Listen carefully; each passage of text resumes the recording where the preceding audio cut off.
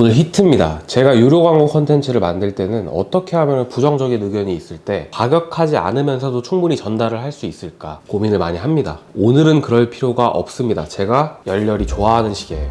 A11은 미국의 군용시계죠. 생산 표준에 따른 군용시계입니다. A11의 가장 감성적인 기능적 포인트는 핵 기능입니다. 크라운을 뽑으면 초침이 멈춰있는, 그래서 초 단위로 시간을 맞출 수 있는 기능이죠. 흔해 빠진 기능이잖아요. 근데 이 A11에게는 꼭 필요한 기능입니다. 자, 1945년에 미 공군이 베를린 상공을 폭격하는 장면을 한번 상상해 봅시다. 사령관이 내 명령은 9시다 이렇게 얘기하면 시계가 초까지 정확히 9시 00분이 될 때까지 기다리다가 지금이죠. 크라운을 뽑고 시계가 멈춘 상태에서 명령에 대기를 하는 겁니다. 그러다가 핵 하고 명령이 떨어지면 그때부터 시간이 가기 시작하죠. Now go bomb 베를린. 전원의 시계가 9시 00분에 맞춰진 상태로 작전을 시작하는 겁니다. 원앤운드라는 매거진의 상상력을 좀 빌렸습니다. 프레시더스는 이 A11을 집중적으로 만드는 브랜드입니다. 사실 브랜드를 시작한다고 했을 때 여러 모델을 만들어서 판매를 하고 싶겠죠. 선택과 집중을 한 겁니다. 제가 이 프레시더스라는 브랜드를 좋아할 수밖에 없는 이유는 A11을 벗어나서도 찾아볼 수 있는데 A5 UDT란 모델이 있어요. 이게 프레시더스에서 선보이는 다이버예요. 노모스도 다이버 워치를 아오이로 선보이잖아요. 우리가 흔히 알고 있는 그런 다이버의 외형이 아닌 브랜드의 색깔을 담고 있는데 A5 UDT도 예전에 미 해병대가 잠수 임무를 할 때 쓰던 디자인을 갖다가 USN 워치, 다이버 워치로 내세우는 거죠. 회전 베젤이 있는 일반적 형태의 다이버를 출시했다면 더 인기는 있었겠지만 브랜드 라인업의 일관성을 더하기 위해서 이런 선택을 하는 거죠. 이 프레시더스에는 많은 A11 모델들이 있는데요. 선택지를 크게 3가지로 나눠서 보면 첫 번째는 저렴하게 쿼츠로 즐길 수 있는 스펙2 아메리쿼츠라는 모델,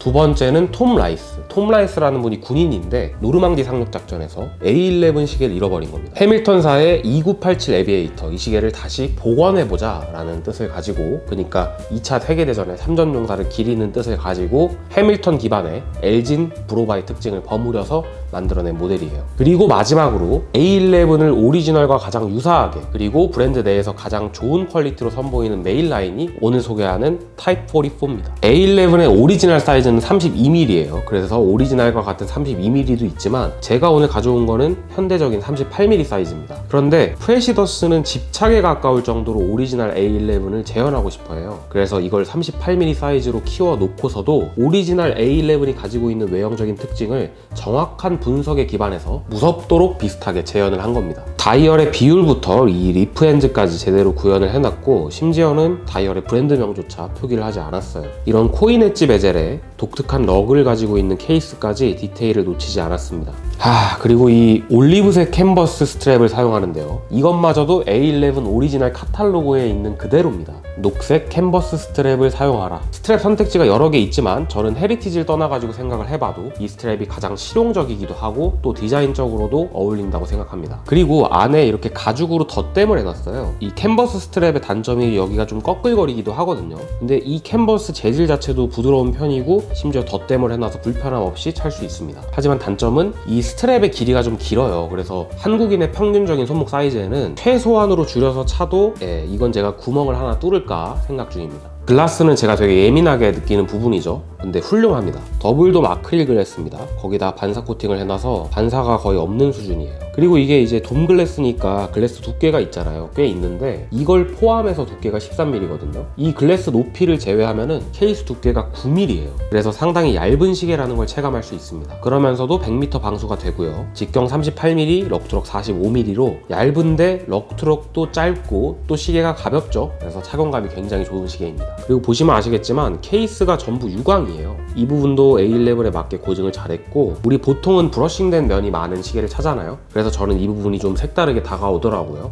유광인 게 꼭 좋은 건 아닙니다. 오히려 싼 티가 날 수 있는데 A11은 이렇게 해야 맞는 거죠. 이 시계에 사용된 무브먼트는 소프로드 P24 수동이고요. 소프로드는 스위스 메이드 메이커고 P24는 에타 2824의 대안격으로 나온 무브먼트입니다. 제가 기계적인 지식이나 근거가 있어서 드리는 말씀은 아닙니다만 개인적으로 평가를 해보자면 비교적 에타나 셀리타가 우리한테 익숙하잖아요. 그래서 소프로드는 그에 비해 조금 아쉬운 옵션이라고 생각을 합니다. 딱히 성능이 열등하거나 신뢰할 수 없다 뭐 이런 게 있는 건 아닌데요. 익숙함이라는 것도 메이커가 쌓아온 자산이니까, 심지어 소비자 입장에서 범위 범용 모브를 선택했을 때는 익숙함이 되게 큰 무기가 될 수 있잖아요. A11을 사고 싶으시다면 제가 간략한 가이드를 해드릴게요. 고정 댓글 링크를 눌러보시면 프레시더스 공업 링크가 있을 겁니다. 거기서 구매를 하시는 게 가장 저렴합니다. 쿼츠 모델은 $215, 톰 라이스는 $349. 생각보다 저렴하죠. 오늘 보여드린 이 타입 44가 가장 비싸요. $545. 저는 이렇게 세 가지 선택지가 좋다고 보는데요. 톰 라이스와 관련된 스토리, 그리고 흔치 않은 이 디자인이 마음에 드신다면 저는 톰 라이스가 정말 괜찮은 선택지라고 보고 있고요. A11의 원형을 즐기고 싶으시다면 쿼츠 모델은 32mm와 40mm로 밖에 안 나오거든요. 그래서 40mm가 부담스럽지 않은 손목이라면 저는 가격적인 면에서 스펙2 굉장히 경쟁력 있는 것 같아요. 근데